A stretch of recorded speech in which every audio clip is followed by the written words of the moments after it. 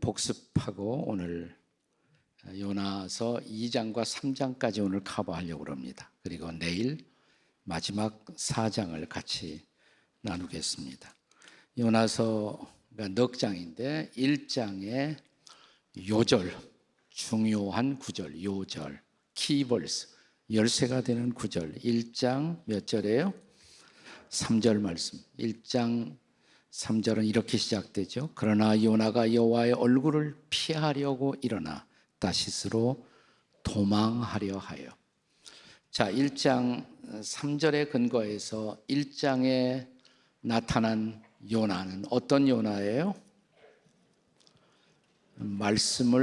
말씀으로부터 도망가고 있는 요나, 말씀으로부터 도피하고 있는, 도망가는 요나의 모습이었습니다. 자,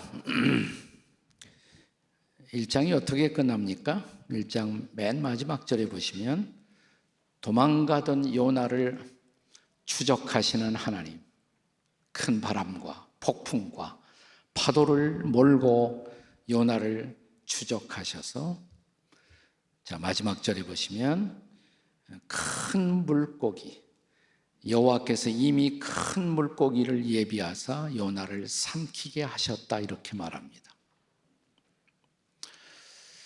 도대체 큰 물고기에 삼키움 받은 요나가 어떻게 생존이 가능할 수 있단 말입니까?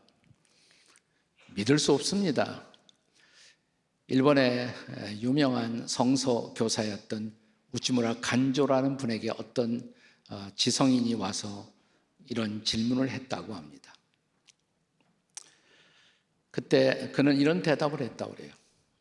만약 성경에서 그런 기적 같은 사건들을 다 제외하고 예수를 믿을 수는 없습니까? 이성적으로 수락할 수 있는 부분만 수락하고 이런 기적을 제외하고 믿는 것은 불가능할까요? 그런 이런 대답을 했어요. 그거 다 기적을 성경에서 제거하면 딱 두 가지가 남네. 두 가지가 뭡니까? 이쪽 뚜껑하고 저쪽 뚜껑만 남네. 네. 왜냐하면 창세기 1장 1절 첫 줄이 뭐로 시작해요? 태초에 하나님이 천지를 창조하시니라. 무에서 유를, ex nihilo, out of nothing, 아무것도 없는 가운데서 유를 창조하셨다. 기적이죠. 요한계시록 마지막 장 마지막 절, 주 예수께서 다시 오신다고, 시간과 공간 속에 죽으시고 부활하시고 승천하신 그분이 다시 오신다고, 그 기적 아니에요? 처음부터 끝까지 기적이란 말이죠. 우리가 만약 하나님의 전능하심을 믿을 수 있다면 이 말씀을 받아들이는 것은 그렇게 어렵진 않아요. 근데 하나님의 전능성을 믿을 수 없다면 아무것도 믿을 수 없어요. 자, 하나님의 전능성을, 그는 이런 말도 했습니다. 우치무라 간조는 자네가 하나님의 전능성을 믿을 수 있다면 물고기가 요나를 삼킨 것이 아니라 요나가 물고기를 삼켰다고 해도 믿을 수 있을 것에. 네. 네. 여기서 중요한 사실은 예비했다는 단어예요. 하나님이 예비하셨습니다. 요나의 새로운 인생을 위해서 물고기를 예비하셨어요. 저는 지나간 3년 동안 우리는 팬데믹 코로나의 시간을 지났는데 이것이 인류를 위해서, 그리고 이 땅에 살고 있는 성도들을 위해서 하나님이 예비하신 특별한 기간이 아니었나, 이렇게 생각이 들어요. 자, 그리고 2장이 시작됩니다. 물고기가 요나를 삼켰다. 그리고 2장 1절, 요나가 물고기 뱃속에서,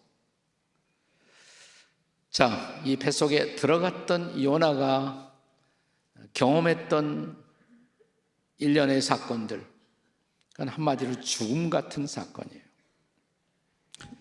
그는 2장 2절에서 그의 경험을 스올의 뱃속에서 부르짖었다. 스올의 뱃속, 스올이라는 말은 음부라고 번역되기도 하고 무덤, 죽음, 이런 단어들로 번역되는 단어입니다. 지나간 2, 3년 우리가 경험했던 사건이 마치 무덤 같은 시간, 죽음 같은 시간이 아니었나요? 이제 조금 이런 팬데믹 코로나의 동굴 속에서 빠져나오는 기분이 있죠. 조금 나아지고 있어요. 근데 중요한 것은 지나간 3년을 돌이켜보면서 우리는 이 고난의 음부 속에서, 고난의 죽음 같은 한복판에서 무엇을 배웠을까요? 우리는 무엇을 배웠다고 할 수가 있을까요? 적어도 요나는 한 4가지의 중요한 레슨을 배운 것으로 2장은 우리에게 증거합니다. 자, 우선 2장을 통해서 제일 중요한 구절, 요절은 2장 몇 절이라고 그랬어요? 4절 그랬습니다. 4절. 네, 4절을 보시면 내가 말하기를 내가 주의 목전에서 쫓겨났을지라도 다시 주의 성전을 바라보겠다. 그러니까 이 2절은 말씀을 향해서 다시 돌이키는 요나예요. 말씀을 향해서 돌이키고 있는 요나. 여기 중요한 단어가 다시라는 단어입니다. 나는 다시 성전을 바라보겠다고. 성전을 빼앗기고 나서 성전을 바라보겠다고. 물고기 뱃속에 들어가서 전날의 성전을 추억하며 성전을 바라본다고. 성전은 어떤 곳이에요? 주의 임재가 있는 곳, 주의 말씀이 내리는 곳, 그것을 다시 바라보겠다고. 다시 바라보겠다고. 그러면서 중요한 몇 가지의 고백을 합니다. 자, 우선 1절에 보시면 요나가 물고기 뱃속에서 그의 하나님 여호와께 기도하여, 이 물고기의 뱃속 음부 같은 무덤의 시간에 그는 기도를 다시 배웁니다. 기도를 배워요. 자, 우리가 1장에서 요나가 배의 밑창 밑바닥에 들어가서 잠들어 있는 요나를 봤어요. 요나가 물고기 뱃속에 들어가서 깨어납니다. 기도를 시작합니다. 고통이 기도를 가르쳤어요. 고난이 그에게 다시 기도하게 만들었어요. 비로소 그는 기도하기 어려운 이 환경 속에서 비로소 기도를 시작합니다. 하나님 여호와께 기도하여. 계속되는 말씀을 읽어보시면 2절에 내가 받는 고난으로 말미암아 여호와께 불러 아뢰었더니. 시편 기자의 고백이 생각나지 않습니까? 내가 고난 당하는 것이 내가 유익이라. 고난이 때로는 유익일 수가 있어요. 고난이 삶의 장에 가져오는 플러스가 있어요. 고난 때문에 하나님을 불렀다고, 여호와 하나님의 이름을 불러서 나는 기도했다고. 근데 그것도 그냥 기도를 배운 것이 아니에요.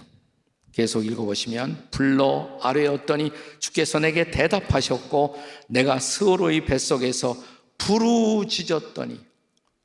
그냥 기도가 아니라 부르짖음의 기도였습니다. 그는 이 무덤 같은 사망의 시간에 기도를 배웁니다. 그냥 그것도 기도가 아니라 부르짖는 기도를 배웠어요. 부르짖는 기도. 저는 모든 정상적인 기도는 그 기도에 우리의 진정한 마음이 실려 있다면 기도는 반드시 간구로 변한다고 생각해요. 기도는 간절하게 기도할 수밖에 없는 간구의 상태로 나아갑니다. 그런데 여기 요나는 한 걸음 더 나가서 부르짖었다고 말합니다. 부르짖었더니. 저는 전 세계 모든 민족들 가운데서 부르짖음의 기도를 이해할 수 있는 유일한 민족이 있다면 우리 한마는 한민족이라고 생각해요. 우리는 통성기도를 하잖아요. 통성기도. 여러분, 통성기도 하는 민족은 대한민국 백성밖에 없다는 거 아세요? 다른 나라에서 이런 거 안 해요. 통성기도는 우리만 하는 아주 특별한 기도입니다.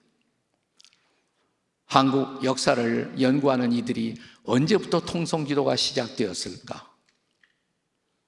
우리가 1910년에 일본과 합병되어 나라를 잃어버리는 비극을 경험하는데 우리나라가 무너져가는 과정에서 1907년 평양 대부흥이 일어납니다. 망해가는 나라, 무너져가는 나라를 바라보고 말씀을 열고 기도하던 사람들 가운데서 강력한 성령의 임재 가운데 부르짖는 기도가 터져 나왔다고. 모두가 함께 소리 지르며 부르짖는 이 기도가 아마도 그때부터 시작된 것이 아니었을까 이렇게 생각합니다. 저 미국의 시카고에 가면 얼바나라는 대학에서, 샴페인 얼바나 유니버시티에서 매 3년마다 세계적인 선교 대화가 열려요. 얼바나라는 미션 컨퍼런스가 열립니다.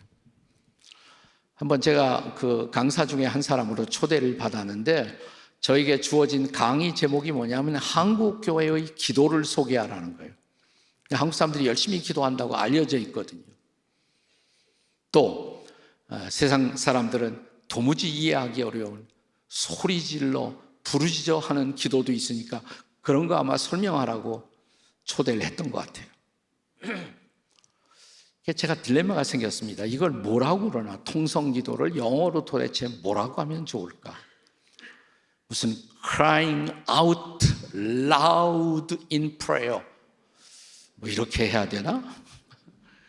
그러다가 제목을 아예 그냥 TONGSUNG 통성 prayer of Korean Church 그랬어요. 그냥 그랬더니 많이 왔더라고요.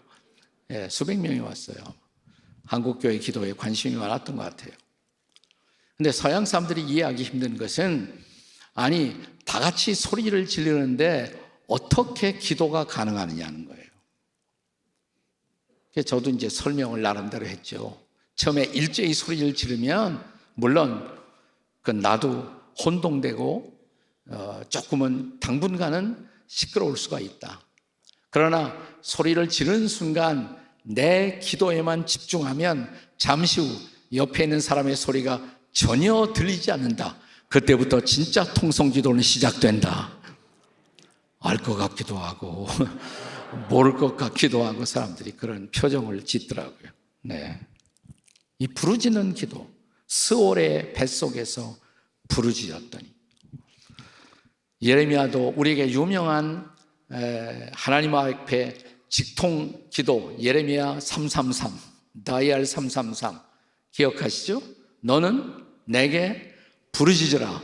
나는 내게 응답하겠고 내가 알지 못하는 크고 비밀한 일을 내게 보이리라. 아멘. 이 부르짖어 기도할 수밖에 없는 상황이 있어요. 그런 상황. 지금 그 기도를 하고 있는 것입니다. 요나는 부르짖음의 기도를 드려요. 그러면서 드디어 4절에 고백하기를, 내가 말하기를 내가 주의 목전에서 쫓겨났을지라도, 주님의 임재에서 쫓겨났을지라도, 이제 더 이상 성전에 들어갈 수 없잖아요. 성전이 아닌 지금 바다 한복판 물고기 뱃속 이 사망과 죽음을 느낄 수밖에 없는 이 캄캄한 어둠 속에서 그는 고백하기를 다시 주의 성전을 바라보겠나이다. 하나님을 다시 바라봐요. 하나님의 임재를 바라봐요. 거기 들려오던 말씀을 다시 바라보기 시작합니다. 지금 회복이 일어나고 있는 것입니다. 고통이 회복의 은혜를 주었던 것입니다.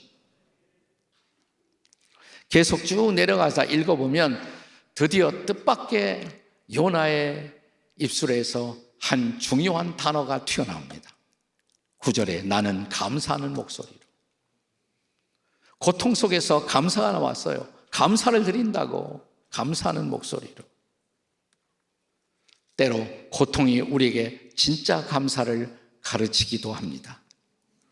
저는 이 팬데믹 코로나를 지나면서 제 사랑하는 아들 하나를 천국으로 보냈습니다. 42살 된 이 옆에 가까운 한동대학 로스쿨을 졸업한 제 아들이에요. 1등으로 졸업했어요, 제 아들이. 네. 그리고 국제 변호사 시험을 치러서 합격되고, 미국 가서 잘 나갔어요. 아주. 미국에 처음에는 스포츠 회사에서 일하다가 그 다음에 통신회사 AT&T라는 데에서 아주 신뢰받는 국제 변호사로 열심히 일하고 있던 아들이었어요. 건강했어요. 근데 꼭 2년 전 2월에 자기 몸이 좀 체크업을 해야 된다고, 검사를 해야 된다고. 검사해 보니까 대장암 4기였어요. 몰랐어요. 전혀 몰랐어요. 당황스러웠죠. 아팠고 힘들었고 제 생애 가장 고통스러운 시간을 지날 수밖에 없었습니다. 제 아내와 미국 가서 장례식을 천국 환송 예배를 드리기 전날 새벽 제가 큐티를 하면서 힘들었지만 아팠지만 고통스러웠지만 생각해 보니까 그 아들을 내게 주셨던 것이 너무 축복이었더라고요. 너무 감사하고. 그래서 큐티하면서 지금 아들을 잃어버린 이 시점에서 내가 감사해야 할 이유를 쭉 썼어요. 그리고 그 이튿날 장례식장에서 제가 인사를 하면서 유족 대표로 10가지 감사를 고백했습니다. 아마 유튜브를 통해서 보신 분들이 많을 거예요. 10가지 감사가 이런 감사였어요. 첫째, 아들이 암의 고통에서 해방되어 감사합니다. 둘째, 아들이 하나님의 영광의 나라에 입성할 수 있어서 감사합니다. 세 번째로, 유모가 많았던 이 아들로 인해 그동안 기쁨을 누릴 수 있어서 감사합니다. 네 번째, 한순간도 불평함이 없었던 그의 아내, 그의 아들, 손자를 남겨주어서 감사합니다. 다섯 번째, 어려서부터 게임을 좋아하더니 게임에 중독되지 않고 스포츠 회사의 변호사가 되어 감사합니다. 여섯째, 아들의 고통을 통해서 아들 예수님을 내어주신 하늘 아버지의 마음을 알 수 있어서 감사합니다. 일곱 번째, 수많은 고통받는 이 땅의 암 환자들과 연대할 수 있어서 감사합니다. 여덟째, 자식을 잃어버린 수많은 부모들의 마음을 알게 해주셔서 감사합니다.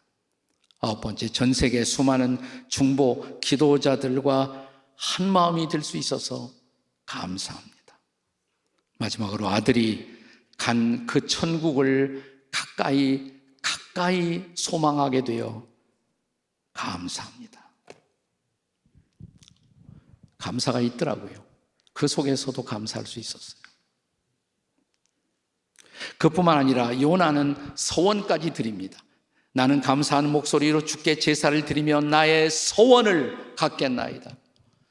이렇게 살겠다고, 내가 그동안 결심했던 그것을 이제는 실천에 옮기겠다고 나의 서원을 주께 드리겠습니다. 그랬더니 이제 2장 마지막 절이에요. 여호와께서 그 물고기에게 말씀하시매 요나를 육지에 토하니라. 배워야 할 레슨을 다 받았을 때 요나는 물고기에서 나옵니다. 살아서 나옵니다. 부활의 체험이었습니다. 꼭 사흘 만에 나왔어요. 그렇게. 자, 한 성경학자는 물고기에서 요나가 나온 이 경험을 가리켜 그날은 요나의 물고기 신학대학 졸업식 날이었다, 이렇게 말합니다. 우리가 왜 신학교를 가요? 하나님의 뜻을 배우려고. 요나는 물고기 뱃속에서 하나님의 뜻을 배웠어요. 알았어요. 고난이 아팠지만 기도할 수 있었고, 부르짖어 기도했고, 다시 주의 임재를 바라볼 수 있었고, 감사했고, 소원을 주께 드리고, 배워야 할 것을 다 배우고 나온 거예요. 배웠으니까 나온 거예요. 그리고 이제 3장이 시작되는 거예요. 3장, 요나서 3장. 자, 3장 시작되자마자 3장 1절, 여호와의 말씀이 두 번째로 요나에게 임하기로. 두 번째로 임했다. 자, 첫 번째로 임했을 때는 언제였습니까? 우리가 요나서 다시 1장으로 돌아가 보면 1장 2절에 하나님이 요나를 불러 말씀하시잖아요. 너는 일어나라. 저 큰 성읍 니느웨로 가라. 그리고 외치라, 선포하라. 1장 2절이에요. 근데 정확하게 그 말씀이 다시 임하는 것입니다. 두 번째 임하는 것입니다. 3장 이제 2절입니다. 자, 3장 2절에 보시면 일어나 저 큰 성읍 니느웨로 가서 내가 네게 명한 바를 그들에게 선포하라. 세 단어가 다시 고스란히 정확하게 다시 반복되고 있습니다. 일어나라, 가라, 선포하라. 네, 이번에 요나가 어떻게 응답합니까? 그 말씀을 피하여 말씀으로부터 도망치던 요나가 이제 3장에 와서는 어떻게 2장에서 그 말씀을 향하여 돌이키게 하시고, 하나님은 그 고난의 한복판 속에서 돌이키게 하시고, 그리고 3장 2절의 말씀에 정확하게 그 말씀을 두 번째 다시 주시잖아요. 일어나라, 가서 선포하라. 요나의 응답, 요나서 3장 3절입니다. 자, 성경 가져오신 분들은 다 3장 3절 함께 읽어봅니다. 시작. 요나가 여호와의 말씀대로 일어나서 니느웨로 가니라. 니느웨는 사흘 동안 걸을 만큼 하나님 앞에 큰 성읍이더라. 네, 요나가 여호와의 말씀대로 그랬어요. 말씀대로. 이제 말씀을 붙들고 달리는 거예요. 3장의 요나는 말씀과 함께 달리는 요나예요. 말씀을 붙들고 달리는 요나, 말씀과 함께 달리는 요나. 두 번째 말씀하실 때 요나는 비로소 마땅한 응답으로 하나님 앞에 반응하는 것입니다. 여러분, 때때로 너무 중요한 소명을 우리에게 주실 때 하나님은 우리에게 다가오셔서 두 번씩 말씀하세요. 너무 중요하니까. 때로 그분은 우리의 이름을 두 번씩 부르시면서 우리에게 다가오십니다. 사무엘아, 사무엘아. 두 번씩 부르세요. 사무엘아, 사무엘아. 그리고 말씀하십니다. 시몬 베드로가 주님의 말씀을 배신하고 주님을 부인했을 때 이대로 베드로를 포기할 수 없었던 주님은 다가와 다시 그의 이름을 부르십니다. 시몬아, 시몬아. 두 번씩. 자, 예수 믿는 자들을 체포하고 그들을 핍박하기 위해서 다마스커스로, 다메섹으로 가고 있었던 사울.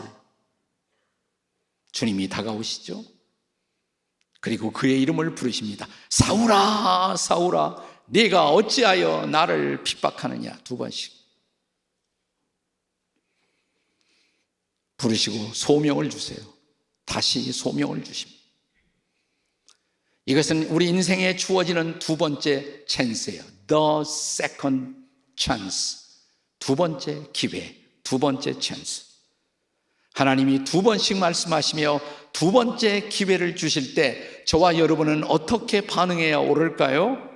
첫 번째로 두 번씩이나 하시는 이 말씀 잘 경청해야겠죠. 그렇죠? 잘. 옆에 사람 보시면서 잘 경청합시다. 한번 해보세요. 다 같이 잘 경청합시다.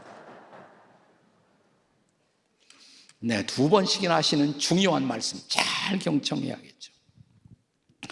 제가 요나서를 말씀을 준비하면서 쭉 성경을 읽다가 보니까 욥기 33장 14절에 이런 말씀이 나와요.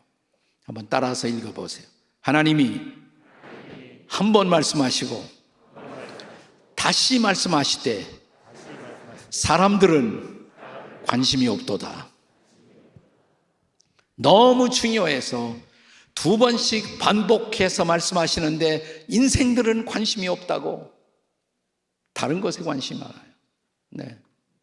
그런데 그분이 하시는 말씀, 이 말씀 속에 우리의 소명이 있는데, 이 놀라운 소명이 있는데 우리가 그 말씀을 놓쳐버린단 말이죠.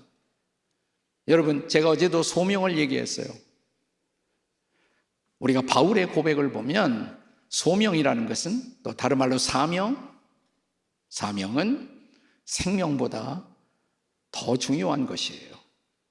우리가 사도행전 20장에 보시면 바울이 3년 동안 에베소에서 사역하다가 떠나가면서 3년간의 자신의 사역하던 마음을 고백합니다. 이렇게 고백해요. 내가 달려갈 길, 주 예수께 받은 사명, 주 예수께 받은 사명, 곧 하나님의 은혜의 복음을 증언하려 하면은 나의 생명을 조금도 귀한 것으로 여기지 아니하도다. 여기 사명과 생명 두 가지 단어를 말합니다. 그런데 바울은 이렇게 말합니다. 사명을 위해서라면 나는 생명도 포기할 수가 있다고. 왜냐하면 사명이 없으면 생명은 의미 없는 생존에 불과해요. 그냥 버티고 사는 거예요. 의미가 없어요. 생존에 의미가 없어요. 그래서 사명은 생명보다 더 중요한 것입니다. 따라서 보세요. 사명은 생명보다 더 중요합니다. 옆에 사람에게 한번 해보세요. 시작. 사명은 생명보다 더 중요합니다. 잘 경청해야 돼요. 그래서 그분이 두 번씩 말씀하실 때 우리는 경청할 필요가 있어요. 거기에 내 평생을 살아갈, 내가 붙들고 살아갈 하나님이 나를 불러 시키는 일, 너는 이거 하다가 내 앞에 오라고 우리에게 주시는 그분의 소명이 있어요. 사명이 있어요. 잘 경청해야 돼요. 그리고 두 번째는, 두 번씩 반복하는 이 말씀을 잘 순종하셔야 합니다. 한번 따라서 하십시다. 잘 순종합시다. 옆에 사람 앞에 잘 순종합시다. 네, 그냥 듣고 끝나는 것이 아니라, 경청해서 끝나는 것이 아니라 순종을 해야죠. 순종.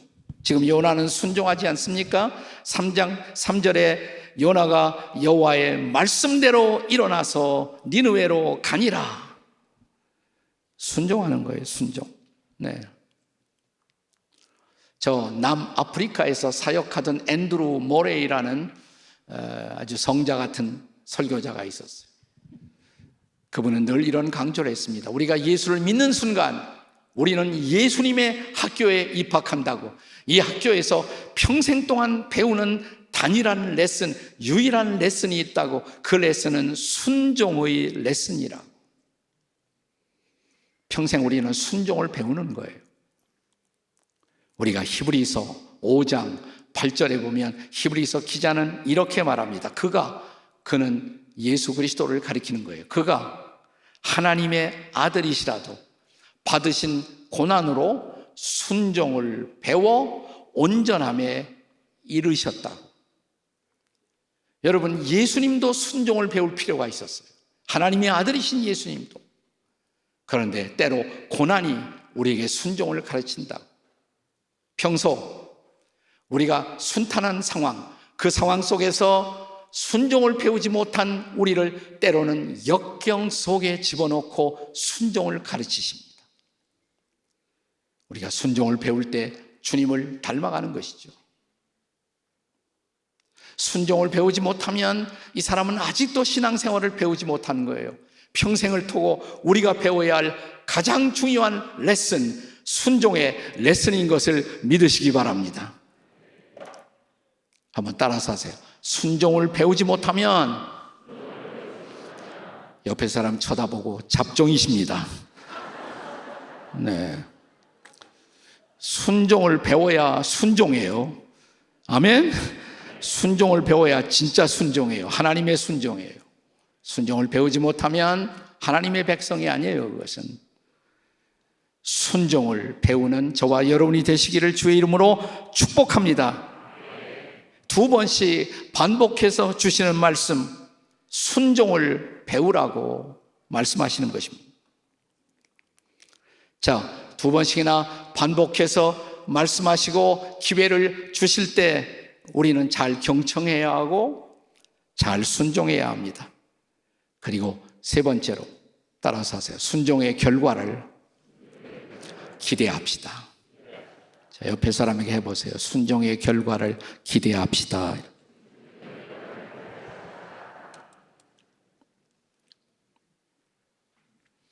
요나서 3장 4절을 같이 읽겠습니다. 3장 4절 다 함께 같이 읽겠습니다. 시작. 요나가 그 성읍에 들어가서 하루 동안 다니며 외쳐 이르되 40일이 지나면 니느웨가 무너지리라 하였더니, 이제 순종해서 가서 하나님의 말씀을 외칩니다. 이제 40일이 지나면 이 성읍은 무너질 것이라고. 그들의 죄악 때문에, 그들의 악함 때문에 이 성읍은 하나님의 심판으로 무너질 것이라고. 그런데 40일의 찬스를 주었어요. 40일. 성경에서 40일은 하나님이 역사하는 아주 특별한 기간으로 종종 등장하죠. 노아의 홍수 40일, 죄악에 가득했던 한 세상을 청소하시고 새로운 시대를 열기 위해서 내리던 홍수 40일. 자, 이스라엘 백성들이 이제 광야에 들어가서 본격적인 광야로 향한 행진을 시작하기 전에 모세가 하나님의 말씀을 토라를 받기 위해서 시내산에 올라가죠. 40일을 기다립니다. 그 백성들 하나님의 말씀 토라 십계명을 받고 그들의 삶의 원리를 붙들고 광야를 행진하기 위해서 이 특별한 기간 기다림으로 준비했어야 할 하나님의 백성들이 금송아지를 만들고 반역하잖아요. 하나님은 진노하십니다. 모세는 안타까운 마음으로 다시 무릎 꿇어 금식하고 기도하고, 이 특별한 40일 하나님의 심판과 새로운 용서가 교차하던 긴장된 40일, 또 하나님의 사람 엘리야가 로뎀나무 아래에서 지쳤습니다. 쓰러졌습니다. 피곤함 속에 그대로 사랑하는 종을 두고 볼 수 없었던 하나님 천사를 보내어 그를 먹이시고 그를 터치하시고 그를 일으켜 세우십니다. 그리고 다시 40일을 가게 하십니다. 특별한 40일. 하나님의 아들로 이 땅에 오신 예수님 공적 생애를 시작하기에 앞서서 광야에 나가 40일 동안 금식하며 기다리십니다. 이 하나님의 특별한 역사하심의 시간 40일의 찬스를 니느웨 백성들에게 주신 거예요. 그런데 이 말씀을 선포하자마자, 외치자마자 벌써 순종의 결과가, 요나의 순종의 결과가 드러나기 시작합니다. 심상치 않은 니느웨의 변화가 감지되기 시작합니다. 자, 우리 5절 같이 읽겠어요. 5절 다 같이 시작. 니느웨 사람들이 하나님을 믿고 금식을 선포하고 높고 낮은 자를 막론하고 굵은 베옷을 입은지라. 아멘. 니느웨 사람들이 하나님을 믿고 하나님을 몰랐던 우상신들을 섬기던 그들이 하나님을 믿고 이 놀라운 변화가 일어나기 시작했어요. 그들은 금식을 선포합니다. 높고 낮은 자들을 막론하고 베옷을 입습니다. 참회의 표시로, 회개의 표시로. 자, 6절. 자, 3장 6절 다 같이 읽겠습니다. 시작. 그 일이 니느웨 왕에게 들림에 왕이 보좌에서 일어나 왕복을 벗고 굵은 베옷을 입고 제 위에 앉으니라. 니느웨 왕부터 시작해서 왕복을 벗습니다. 베옷을 입습니다. 진지한 참회, 회개의 표시로. 그리고 제 위에 앉아 슬픔의 잿더미에 앉아 회개를 시작합니다. 어떤 일이 벌어졌을까요? 이런 니느웨를 향한 요나의 순종이 가져왔던 결과, 3장 9절에 보면 놀라운 한 말씀이 기록돼요. 3장 9절에 이런 말씀으로 시작이 됩니다. 저를 따라 읽으세요. 하나님이 뜻을 돌이키시고, 네, 하나님이 뜻을 돌이키시고 진노를 그치사 우리가 멸망하지 않게 하시리라. 자, 10절에도 이 단어는 반복됩니다. 하나님이 그들이 행한 것, 곧 그 악한 길에서 돌이켜 떠난 것을 보시고 하나님이 뜻을 돌이키사 그들에게 내리리라고 말씀하신 재앙을 내리지 아니하시니라. 여러분, 하나님의 뜻이라는 단어를 우리가 연구할 때 두 가지로 나누어서 봐야 돼요. 하나님의 뜻에는 절대적인 뜻이 있습니다. 절대적인 뜻. 이건 변할 수 없는 뜻이에요. 절대로 변하지 않아요. 예컨대 역사를 향한 하나님의 뜻, 창조하시고 하나님의 형상대로 인생들을 창조하시고 그들이 비록 죄 속에 빠졌지만 그들을 구원하고자 하는 구속의 계획, 하나님의 아들 그리스도를 통한 십자가의 계획, 변할 수 없는 계획이죠. 변할 수 없는 계획. 그리고 구원받은 성도들 통해서 역사 속에 하나님의 뜻을 완벽하게 이루시고자 그분은 다시 오신다고 재림의 계획, second coming, 다시 오셔서 역사를 완성하신다고, 이건 변할 수 없는 계획이에요. 절대적인 뜻이에요. The absolute will of God. 절대적인 하나님의 뜻. 절대적인 하나님의 뜻. 그런데 하나님의 뜻에는 상대적인 뜻도 있어요. 상대적인 뜻. 이건 변할 수도 있는 뜻이에요. 절대적인 하나님의 역사를 향한 경륜이나 계획은 변하지 않지만 인생들을 섭리하실 때 하나님 이렇게 하시겠다고 말씀하셨지만 인생들의 반응을 보면서 그 뜻을 접으시는, 하나님이 뜻을 철회할 수도 있어요. 그런 사건들이 성경에 적지 않습니다. 의외로 뜻을 돌이키시고 이런 말씀이 성경에 적지 않게 나와요. 아까 시내산에서 금송아지 우상신을 만드는 것을 보시고 진노하신 하나님, 나는 이제 너희들과 함께하지 않겠다라고 선언하십니다. 그런데 모세가 금식하면서 기도해요. 하나님, 여기서 우리를 포기하시면 어떻게 합니까? 중보기도 한 거예요. 그러니까 하나님이 이렇게, 알았어, 내가 네 기도를 들었느니라. 네 백성과 내가 함께 가마.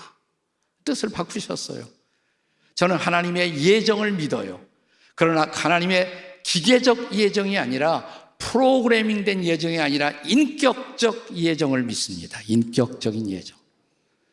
많은 경우 하나님은 어떤 우리 인생을 향한 기대를 갖다가 우리가 반응하는 모습을 보고 그 뜻을 바꾸시기도 하시는 하나님.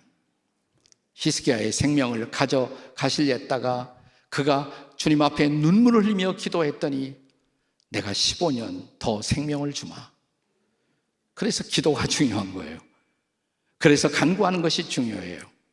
네, 제가 하나님의 뜻을 돌이키시고 이 장면을 성경에서 계속 찾다가 사사기 2장 18절에서 이런 구절을 발견했습니다. 사사기 2장 18절에 보시면 여호와께서 그들을 위하여 사사들을 세우실 때에는 그 사사와 함께 하셨고 그 사사가 사는 날 동안에는 여호와께서 그들을 대적의 손에서 구원하셨으니 이는 그들이 대적에게 압박과 괴롭게 함을 받아 슬피 부르짖음으로, 따라서 하세요. 슬피 부르짖음으로 여호와께서 뜻을 돌이키셨음이거늘.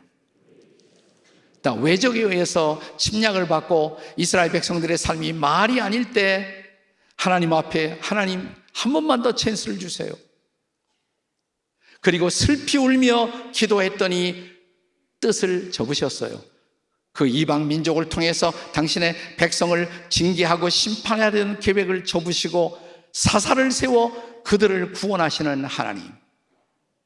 지나간 3년 동안 팬데믹 코로나를 지나면서 한반도를 향한 예언하는 사람들이 있었어요. 예언. 한반도는 이제 망한다고.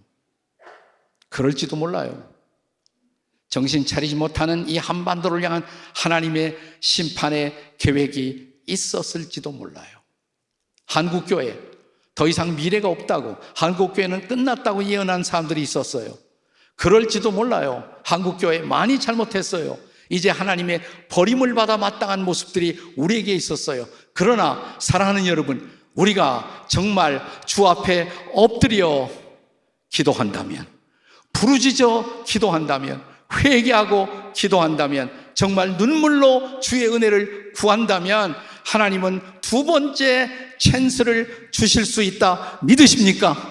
오늘 밤 여러분의 기도가 하나님의 뜻을 돌이켜 한반도에 새로운 구원이 찾아오고 한국교회를 다시 한번 쓰시는 부흥의 계절이 찾아올 수 있다고 믿으십니까? 그러면 오늘 새벽 하늘문이 열리도록 기도하지 않으시겠습니까?